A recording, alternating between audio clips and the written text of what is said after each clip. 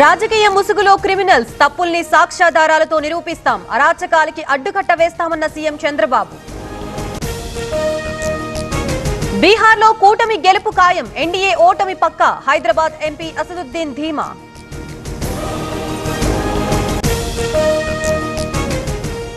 వ్యక్తిత్వ హననం చేస్తే ఊరుకోం, ప్రతిదాడులు చేస్తే తట్టుకోలేరు, అసత్య ప్రచారాలు మానుకోవాలన్న జగదీష్ రెడ్డి.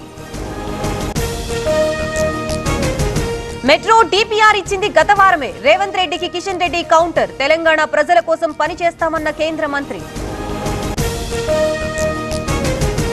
పెద్దారెడ్డి అనుచరుల లిస్ట్ రెడీ, రేపటి నుంచి రప్పారప్పా ఆడిస్తాం, జేసీ ప్రభాకర్ రెడ్డి ఘాటు వ్యాఖ్యలు. ఖచ్చితంగా తాడిపత్రి వెళతా, ప్రభాకర్ రెడ్డి కల కలగానే మిగులుతుంది, చేతనైతే నేరుగా రావాలన్న పెద్దారెడ్డి. నెల్లూరు జిల్లా కరేడులో ఉద్రిక్తత, ఇండోసోలో కంపెనీకి భూములివ్వమన్న గ్రామస్తులు బలవంతంగా సేకరిస్తున్నారని ఆగ్రహం. బెల్ట్ షాపుపై గళం దుకాణాన్ని మూసేయించిన మహిళలు, కొమరం భీం జిల్లా చింతగూడలో ఆదర్శం. వరంగల్లో కొండ మురళి వర్సెస్ కాంగ్రెస్, మరోసారి అధికార పార్టీ ఎమ్మెల్యేల మీటింగ్, ఎమ్మెల్యే నాయిని క్యాంప్ ఆఫీసులో సమావేశం. ల్యాండ్ సర్వేలో అసలుకే మోసం, 68 సెంట్ల భూమి కోల్పోయా, కర్నూలు జిల్లా గురజాలలో జవాన్ ఆవేదన.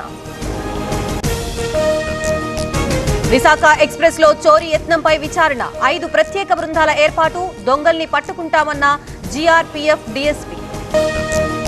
గోల్కొండలో ఘనంగా బోనాలు, జగదాంబిక దర్శనానికి తరలివస్తున్న భక్తులు, 1500 మంది పోలీసులతో భద్రత.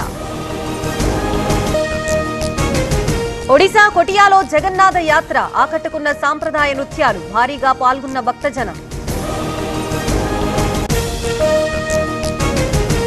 కూలిన మట్టి దిబ్బలు, 4 మృతి, పైప్ లైన్ పనులు చేస్తూ ఉండగా ఘటన, రాజస్థాన్ భరత్పూర్లో విషాదం.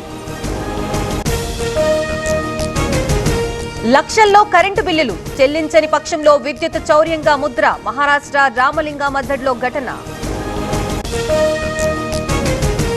కోల్కతాలో బీజేపీ ఆందోళన, ప్రభుత్వ దిష్టిబొమ్మ దగ్ధం, లైంగిక దాడి చేసిన వ్యక్తులపై చర్యలకి డిమాండ్.